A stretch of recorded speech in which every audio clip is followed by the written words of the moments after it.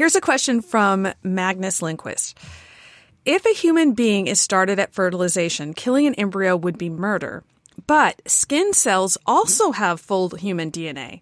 When I scratch myself, I kill tons of human cells, which might develop into full human beings through cloning. Is that murder? Well, the answer is no. And notice that when he mentions about skin cells, every human cell has the full DNA code, except for the sperm and the egg, which has half and half. Okay, and then together they make a whole. Okay, but everyone's has the whole of the original. Now, simply because one can create a genuine human being from a cell like the skin, which is possible, doesn't mean that the cell is the human being that they used to create it from. It is merely the raw material with the genetic material necessary to take an egg and evacuate that of its own genetic material, put the new stuff in, and the egg will develop. Okay? And it is then the thing that the DNA in the skin cell is used to make that becomes the human being. Because it is that cell now so, I'm looking for the word, adjusted, manipulated, augmented. It is that cell that now is the human being, and all it needs is no further augmentation, just a climate, which includes food and water and safety, so to speak, for it to develop naturally into its various stages from zygote to adulthood. All right? But that's true of any human being at any stage of development.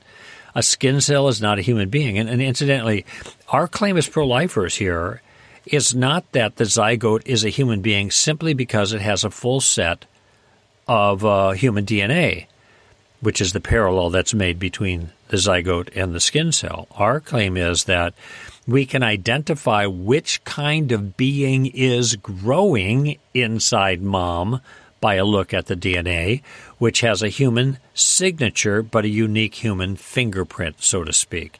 It isn't mom, but it is like mom in the kind of being that the unborn is, he or she, because even at that point, the zygote has a sex.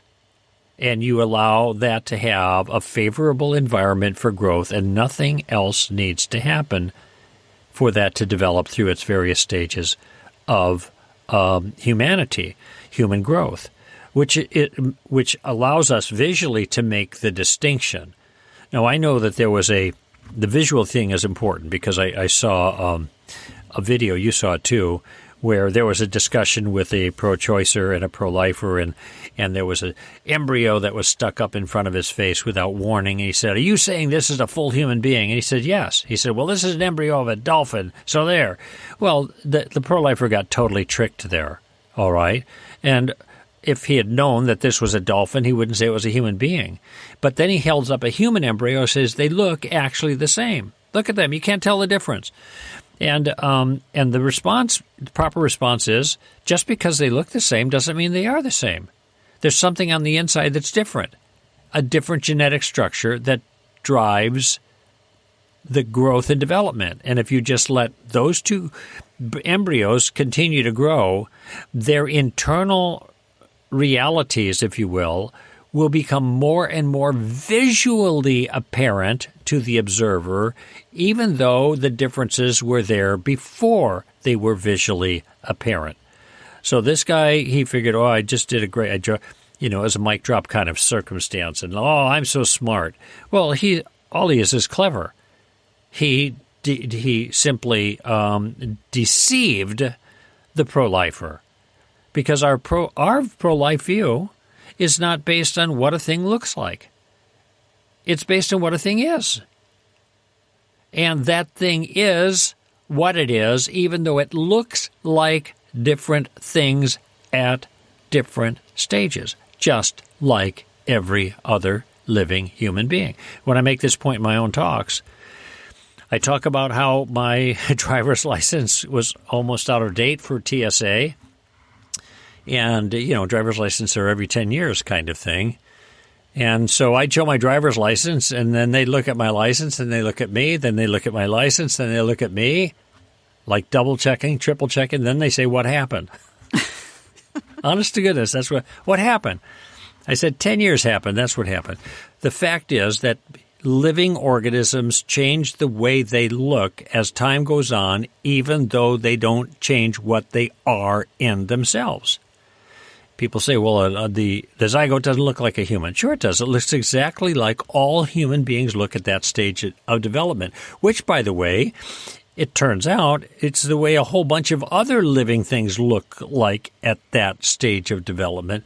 But the differences on the inside dictate a different growth that will be and development that will be obvious as time goes on. And it's the differences on the inside that make a distinction between a valuable human being and, pardon the dismissiveness, a relatively non-valuable dolphin.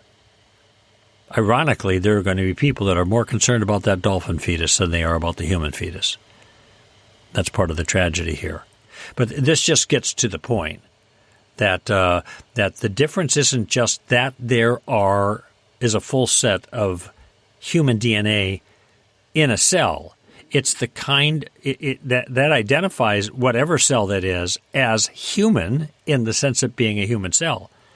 But there are other factors that distinguish between a full human being in a cellular stage and any other cell that a human body possesses.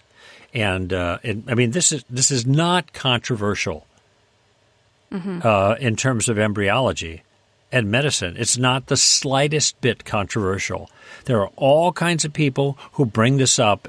And I'm not faulting Magnus here because I suspect that he's run into this and he's trying to figure out how to manage it. But there's all kinds of people who bring this up that ought to know better, and they think they're so clever. Oh, look at a skin cell. Oh, look at all the human beings I murdered when I brushed my teeth. That's called a straw man, by the way. We had mentioned that a couple of shows ago. That's a misrepresentation of our view. It's not taking our view seriously enough even to understand it. And then they come up with this kind of silly counterpoint as if they really discovered something that no pro-lifer has ever thought of before. Oh, it bothers me because this is such a shallow objection. And again, not Magnus, but when pro-choicers make this objection is utterly shallow and shows a complete lack of understanding of what's going on and of our own view. Well, I put part of the blame on pro-lifers for not explaining the view better. We need to be better at explaining what our view is. And he mentions here, when I scratch myself, I kill lots of human cells. But the important thing to remember that a human cell is not necessarily a cell that's a human. Those are two different things. Yeah. All of my cells are human cells, but a skin cell is a skin cell. That's part of me. It's not a separate human being. When you have a developing embryo, you have a whole human being. You have an organism that is self-directed, that is in the normal course of events, growing and becoming later stage human beings. A fetus, a toddler, an adult. You mean later stages of human development? Yes, is what you mean, yeah. So they're always human, right? As they're human, they will develop into later stages of human beings. Yeah, human being the whole way through, but going through different stages. So that cell is a self-directed, unique human being. My skin cell is a part of me. I am a human being, but the individual skin cells of me are not the whole organism that is me. Mm-hmm. And just because I have more cells, now I've got more parts than, say, an embryo. An embryo may have 2 cells or 4 cells or, many fewer parts. But as an organism, even when they start off as one cell, when the egg and sperm combine, that is a whole, complete human organism that will grow into later stages. And one thing he says here, that the skin cells, he says, quote, might develop into full human beings. Well, not on their own. That's Only if you take it and you combine it with an egg and you create something different.